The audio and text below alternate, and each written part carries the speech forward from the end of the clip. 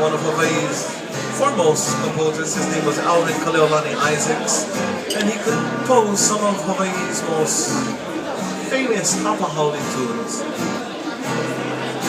But he also dabbled in the Hawaiian side of the Hawaiian music. A song that he wrote for a dear girl entitled Nani Helena.